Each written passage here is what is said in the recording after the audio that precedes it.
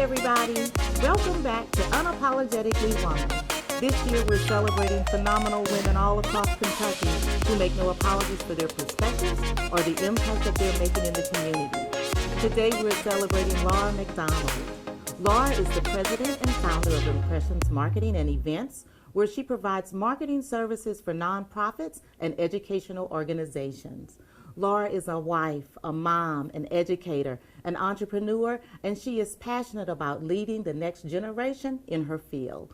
Unapologetically Woman, Laura McDonald, that's you. Welcome. Thanks so much for having me. I'm so excited to be able to celebrate you today.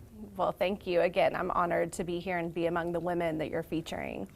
Let's just jump right in. Tell us about your business. Yes, so I started Impressions Marketing and Events about 10 years ago and naturally fell into the space of working with nonprofits and education-based organizations, largely because I knew I wanted to take the skills that I had in that industry and make a difference on the community around me and the people around me.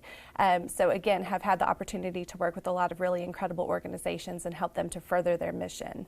And so is a lot of this done electronically and web-based and social? How is all of this done with using technology now? Yes, so we meet with our clients a lot, particularly right now through Zoom meetings. I know everybody loves Zoom meetings.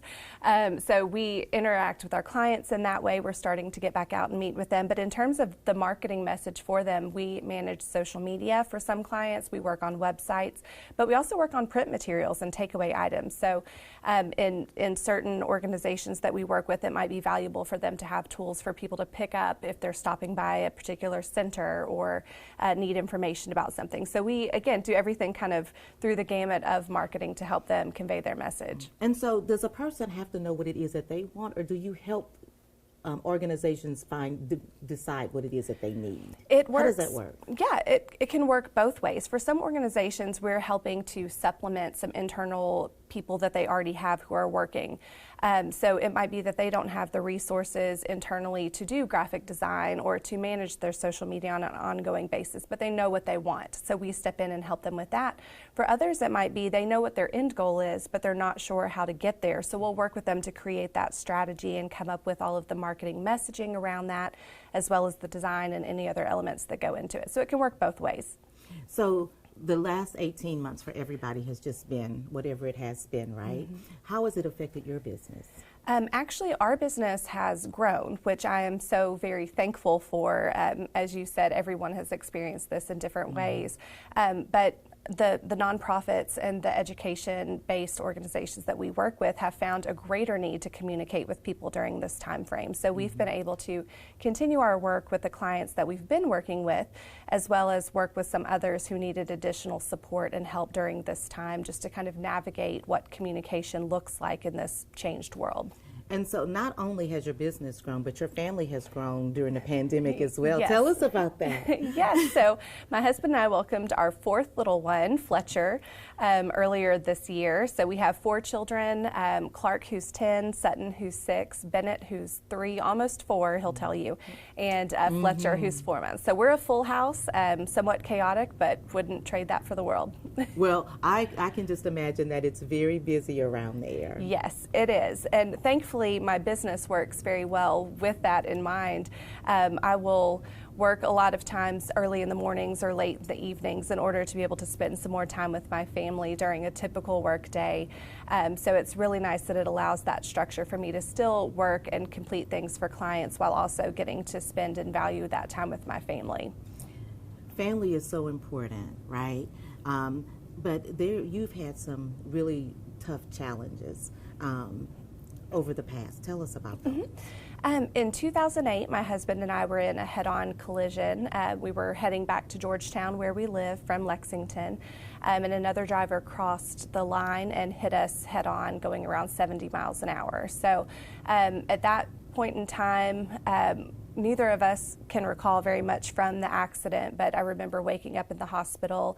I suffered multiple broken bones and had to be on bed rest for over a month, had to revisit how to walk with the different hardware that I have in my body now. My husband suffered a traumatic brain injury and was actually in a coma for a month. and thankfully has come out better for that on the other side, and actually works now as a rehabilitation counselor, counseling specifically other people who have experienced traumatic brain injuries. And so how has this affected your work? I knew that there had to be a reason that I walked away. Well, didn't walk away, but came away from that accident. But you're still standing. Yes, so absolutely. Yes. That Yes. I came away from that accident, and that there was a reason that God had left me on this planet. And as I began to kind of further my work and do different things with nonprofit organizations in particular, I found that I really felt a fulfillment, and that this, I feel, is my passion and my calling, to help make my community a better place, to help better the lives of individuals that I get the chance to work with through the nonprofits and education-based organizations. Well, and one of the things that I read about you is you said, hey, I don't have any hobbies. I love what I do, but don't feel sorry for me because I'm loving what I'm doing. Absolutely. I actually asked my daughter, what's a fun fact about me, or what's something I could say that I do? And she said, well, you really don't do much outside of family and work. And I thought about it, and she's exactly right. If I have some spare time and in the evenings I'll sit down and work and catch up on some different projects that we have going on. I just feel really passionately about the work that we get to do and about the work that our clients are doing and the mission that they're serving. Well, you're very lucky when you are in a position where you get to do what you love Yes. and to get paid for it. Absolutely. And so that's always outstanding. That's a good place to be in. Yes, I'll take it. Yes, check.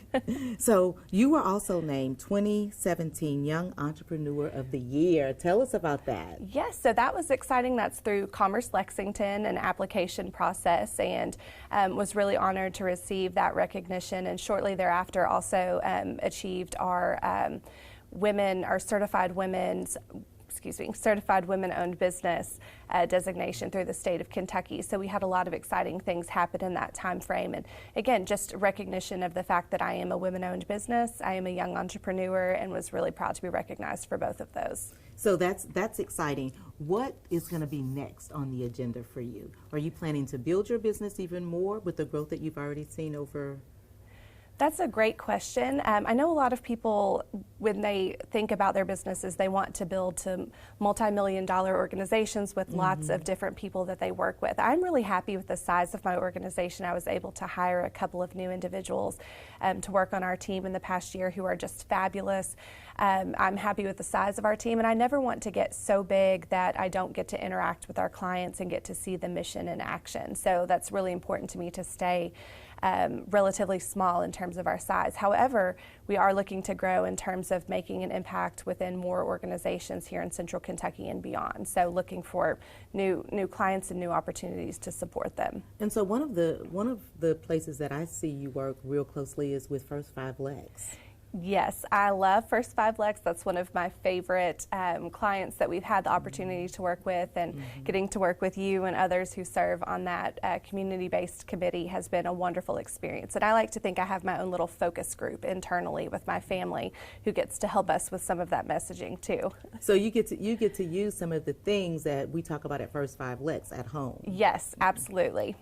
So you have 4 months old, starting with 4 months old at your house, but you're also doing something great at the University of Georgetown, or Georgetown College. Yep, Georgetown College. I have had the opportunity in past years and serving again this fall as an adjunct instructor in the communication department. So really excited about that opportunity and to work with students who have a passion for communicating on the business side of the world, teaching advertising, public relations, and event planning there.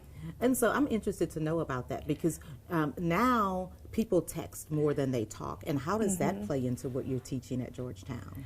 We definitely talk about technology, but we've also, in some areas of the marketing world, we've seen a resurgence that people get tired of the technological aspect of it, and they want that more hands-on, face-to-face element, which is one reason why Georgetown found it so important to talk about the event planning element, to get in front of people in that way. But we certainly talk about everything related to social media, Google ads.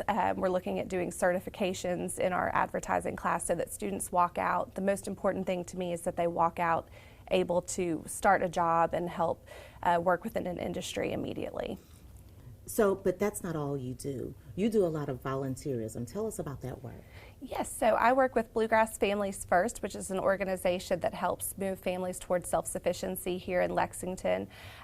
During COVID-19, for example, we were able to not only raise funding, but also bring in donations to help support families who needed just the basics, things like diapers and wipes and formula to help their family during that time. Also, my team members and I also work with United Way of the Bluegrass and others that we have the opportunity to work with in volunteer efforts like Days of Action. We recently went out and supported Big Brothers Big Sisters by leaving messages about mentorship on the ground in chalk and having fun in that way. So we're definitely engaged in volunteerism as well. Oh, that sounds like it's so exciting. Laura, I want to thank you for joining us today, but I want to leave you with the last word for young girls or young women who might be looking at you and thinking, I'd like to own my own business, but I'm afraid. What kind of words could you give them? I would tell them to go after that dream. After my accident, I could have stayed down and really been in kind of a negative space and not moved forward with my life, but I took that opportunity to instead frame it in thinking about how I could give back to the world now that I had this opportunity to move forward. And all of us have an opportunity to make a difference. We just have to find our place to do it, so go after it. Wow, that's very powerful. You guys heard it from Laura McDonald. All of us have the opportunity, so make sure that you seize the moment when it is there for you. Continue to join us as we celebrate other phenomenal women just like Laura who are making an impact in the community. I'll see you next time.